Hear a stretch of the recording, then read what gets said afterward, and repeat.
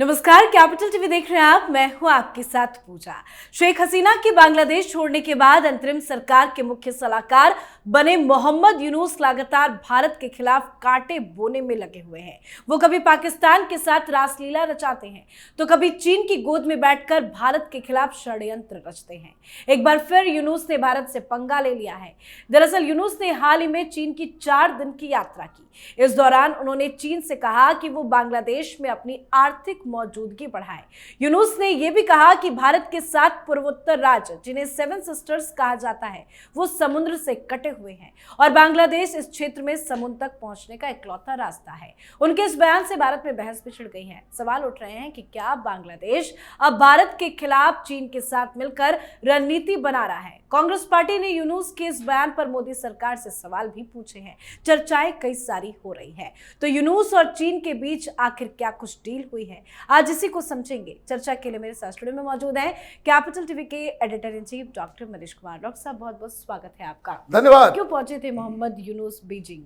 देखिए, कभी कभी डिस्कवरी में देखते हुए लगता है ना, उस तरह का सीन दिखता है कि हाथी जा रहा है और कुत्ते जो है परेशान कर रहे हैं, भौंके जा रहे हैं, हालांकि उसका कुछ होता जाता नहीं है। तो कभी कभी हाथी भी इरिटेट हो जाता है तो अपने सूंड को चला देता है। तो जैसे ही सूंड को घुमाता है और कुत्ते को लगते ही जो है ना, वो 10 फीट जो है फेंकाता है और रोते कांदे भागता है वहां से। High time, now it is time कि हिंदुस्तान को इस प्रॉब्लम से डील करने का समय आ गया है। क्यों कि ऐसा काम ये डॉक्टर यूनुस कर रहा है कि बांग्लादेश तो बर्बाद हो ही गया, बर्बाद हो गया बांग्लादेश। और अपने आप को जमाने के लिए, अपने आप को स्थापित किए रहने के लिए वो एंटी इंडिया प्लैंक, वो मुसलमानों को, वही सबसे बड़ी समस्या इस इस्लामिक कंट्रीज की वही है आसपास में। हिंदू हिंदू हिंदू करके ये पब्लिक को बेवकूफ बनाएगा। ये दाढ़ी टोपी पहने हुए कटमुल्ले, ये सियारों की तरह जो है, गीदड़ों की तरह जो है हुआ करने चालू कर देते। एंड दे नो, अपने समाज के इस वीकनेस को ये लोग जानते। भाई पाकिस्तान बर्बाद हो गया ना, अभी यूट्यूबर सब आ रहे हैं, भाई पाकिस्तान से दोस्ती कर लो, ये कर लो, वो कर लो। भाई कहां था ये कांग्रेस पार्टी थी जब तक सरकार में वो अमन की आशा की वो चोचलेबाजी चलती थी, तुम्हारा दुकान चलता रहता था। एक सरकार आई जो हिंदुस्तान के बारे में सोचने लग गई, तुम्हारी औकात जो है वो आ गई सामने, कटोरा लेकर के घूम रहे हो पूरी दुनिया में, कोई उसके ऊपर कोई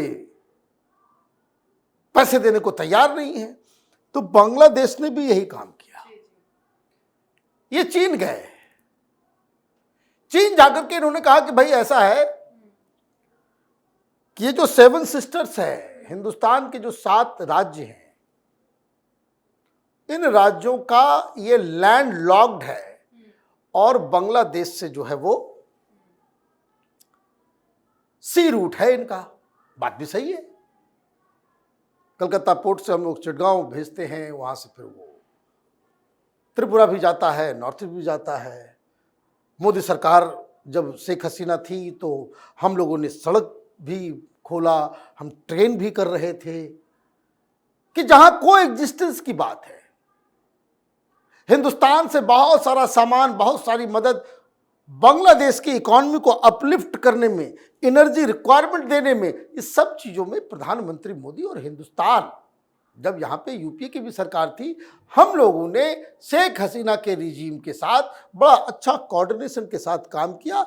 ये इसलिए भी किया कि हम ये चाहते थे कि पाकिस्तान की तरह जो है सांप को मत पालना शुरू कर दो तुम लोग, कि यहाँ पे टेररिस्ट पैदा कर रहे हो जो जिहाद करें और हिंदू और हिंदुस्तान के ऊपर जो है वो गजवाए हिंद का सपना लेकर के। बेवकूफ लोग हैं, बेवकूफ लोग हैं।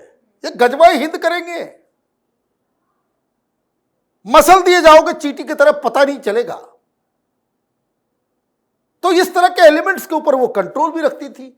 वही लोग इकट्ठा हो गए और शेख हसीना को वहां पे अमेरिका की साजिश के तहत जो है वहां पे उनको निकलना पड़ा, लेकिन वहां भी सरकार बदल गई। अब डोनाल्ड ट्रंप ने कह दिया कि भाई अब इलाज करो मोदी जी। कल भी कहे वो बेस्ट फ्रेंड है, बहुत सही है, और कह दे भाई बांग्लादेश को तुम ही डील करो। तो दिस इज द टाइम, हाथी को अपना सूंड घुमाने का समय आ गया है। क्यों? क्योंकि इसने पाप किया है ऐसा कि जिसकी कोई माफी नहीं है। क्या किया? एक तो चिकन नेक, ये देखिए मुसलमानों के जो रहनुमा लोग हैं, जो शाहीन बाग में दलाली कर रहे थे, वो भाषण है ना भाई, वो कह रहा था भाई चिकन नेक पे, ये मुसलमानों का कंसंट्रेटेड इलाका है and this is a threat. मैं ये सब चीजें बकवास जो है घूम घूम करके लोग जो करते रहते हैं, गंगा जमनी तहजीब वाली बात, ये बकवास, ये एकदम बिल्कुल that must be totally rejected, lock stock and barrel. गलती करोगे बहुत बड़ा नुकसान सहना पड़ जाएगा। तो वो जाकर के वहां पे बिजनेस मॉडल, वहां पे इंडस्ट्री लगाने के लिए करार करके आया है कि उस इलाके में चाइनीज कंपनियां आए। चाइनीज कंपनी आती है तो क्या करती है भाई? ग्वादर आई, पाकिस्तान आया, श्रीलंका गया। चाइना क्या करती है? कहती है कि भाई हम तो अपना कंपनी लगाएंगे जी हाँ, लेकिन हम अपनी सिक्योरिटी भी लेकर के जाएंगे, वहां पे चाइनीज आर्मी भी आ जाएगी। आपने पूरा का पूरा इलाका दे दिया, तो वहां पे इकोनॉमिक डेवलपमेंट करने के लिए आपने चाइना को कहां बुला लिया? उसी चिकन नेक। चिकन नेक क्या है?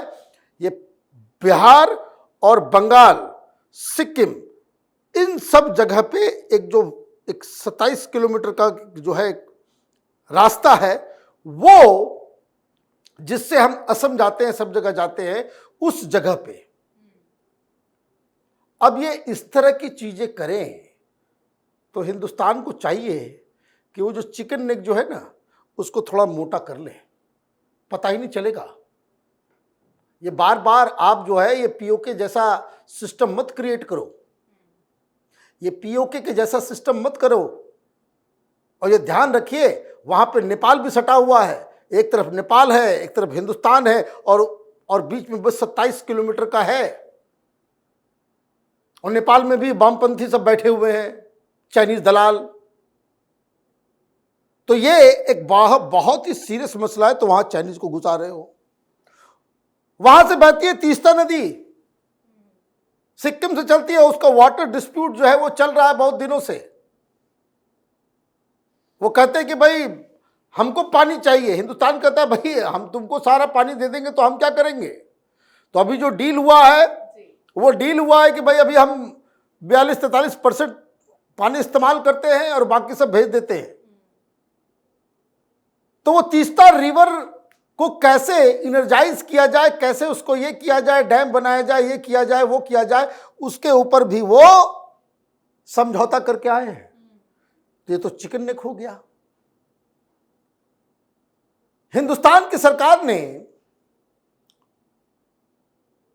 बांग्लादेश के साथ बंदरगाह को लेकर के, पोर्ट्स को लेकर के कई सारे डील्स किए।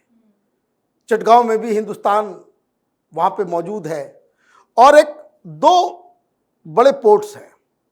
एक पोर्ट जो है मोंगला, ये ढाका के साइड में है, और चटगांव जो है वो उस साइड।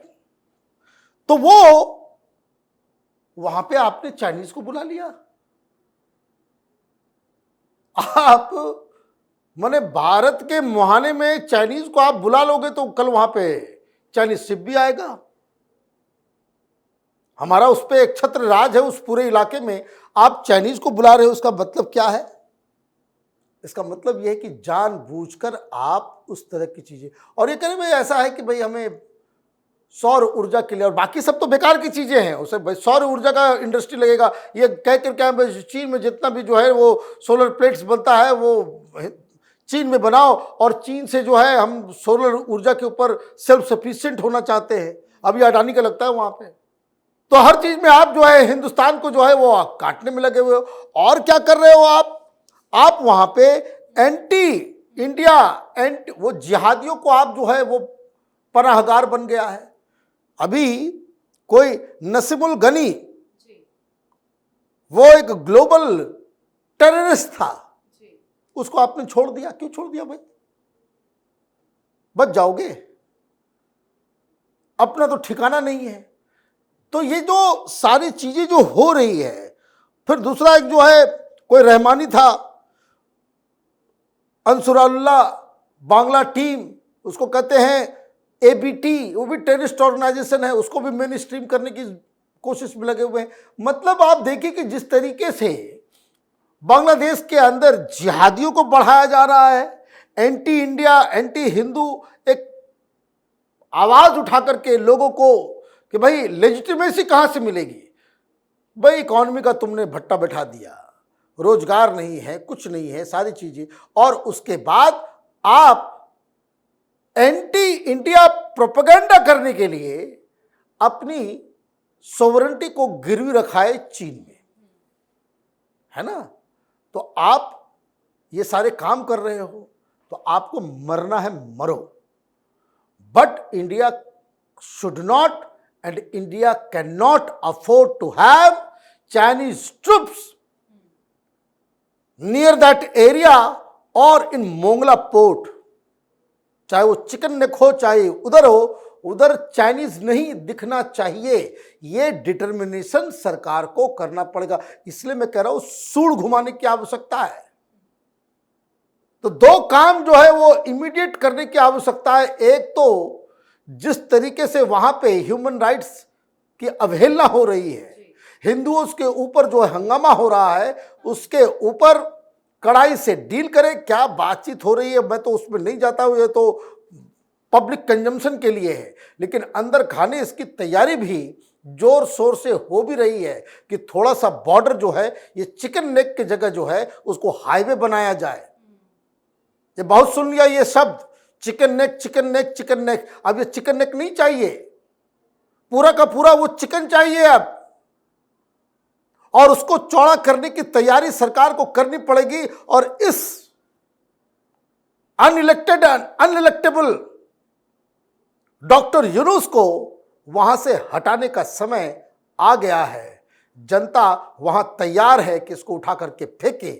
अब हिंदुस्तान की बारी है कि कुछ एक्शन करे। जी, बहुत बहुत धन्यवाद सर समझाने के लिए। धन्यवाद। तो बांग्लादेश की अंतरिम सरकार के मुखिया मोहम्मद यूनुस के इरादे भारत को लेकर कितने खतरनाक है, इसका खुलासा उनके बीजिंग दौरे से हो गया है। वो भारत के खिलाफ साजिश रच रहे हैं, पर उनकी ये साजिश नाकाम होती नजर आ रही है। भारत सरकार हर एक चीज से अवगत है। भारत शोर करके कार्रवाई नहीं करता, डायरेक्ट एक्शन लेती है। तो आपकी क्या कुछ राय है, कमेंट करके लिखिएगा। देखते रहिए कैपिटल टीवी। नमस्कार।